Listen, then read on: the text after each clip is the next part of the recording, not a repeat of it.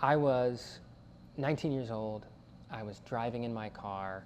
I was at a retreat, but I was going from one place to another in the midst of being in this week-long retreat.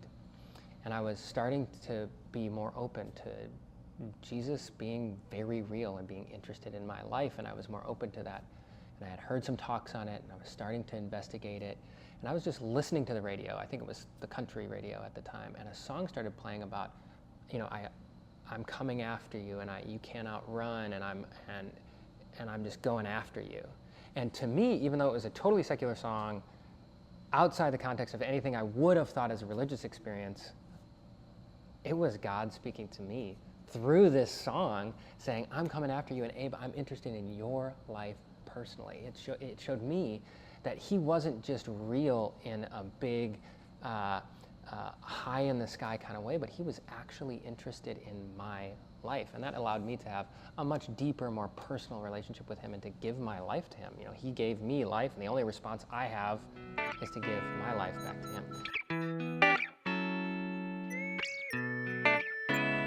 Hi, my name's Abe Gross, and I am the music director with St. Paul's Outreach. And St. Paul's Outreach is a Catholic campus ministry organization where we spread the good news of Jesus Christ to college students all over the country. And we also partner with parishes to provide mainly music at various parishes here in the Archdiocese. We do some work with actually, I'll quote some of what Father Tom Margavagis, who is he's the head honcho liturgist in this Archdiocese here, and he does a lot of our training. And one of the things that he'll talk about is the word liturgia, which is where we get our word for liturgy, is an ancient word that actually talks about the work of the people. He talks about it as the person who would go around and extinguish the lamps in the city. And the work being done by the people is how the church actually understands liturgy. And so when we think about what we're meant to do as musicians at Mass, we want to provide something beautiful and something that will inspire people to pray, but really it's mostly about enabling an encounter between whoever is at Mass, myself included, everybody who is in the pews, that those of us, we are coming to bring an offering to the Lord and to encounter him in the Eucharist. And so the music, while it's a part of what's going on, we see the music as a tool to help all of us to encounter Jesus, because music opens something up in us and helps us to pray in a deep way and helps us to connect to Jesus in a deeper way. So what we're trying to do is ultimately, yes, do something beautiful, do something well, but really it's about prayer and it's about connection to Jesus. It's often in the context of praising and worshiping the Lord in song that people are able to open up in a new way to Jesus being personally involved in their lives. That he isn't just a set of ideas that they can ascribe to, yes, I will follow these rules, but that he's a person to have a relationship with. And there's a way that I've seen and experienced music unlock that, or be part of unlocking that.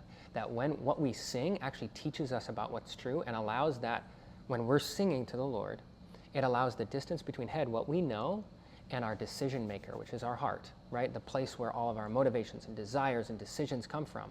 That space can be really long, and music can open up that highway between head and heart and allow that the things that we know about God, the things that we know to be true, to actually connect to our heart, to our emotions, to our ability to make decisions. And so I've seen that happen all the time. In my own life, like I explained in the car, but then also we've been playing for Masses here in the Twin Cities for a number of years. I've been doing this for 10 years. And many times there are folks who will come up and explain how the Lord has moved in their life.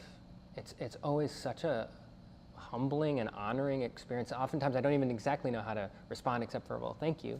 But I'm mostly just thankful for what God has done, but that he's somehow touched them through the music. And I'm sure many people, you who are watching this video, I'm sure you've experienced that before in church, when there's beauty really moves us and moves us to ponder the greatness and the goodness of God. And so I hope that that can be part of all of our experience as we worship together, as we pursue the Lord together, that he can begin to encounter us in an even deeper way through music and through the great gift of the Eucharist.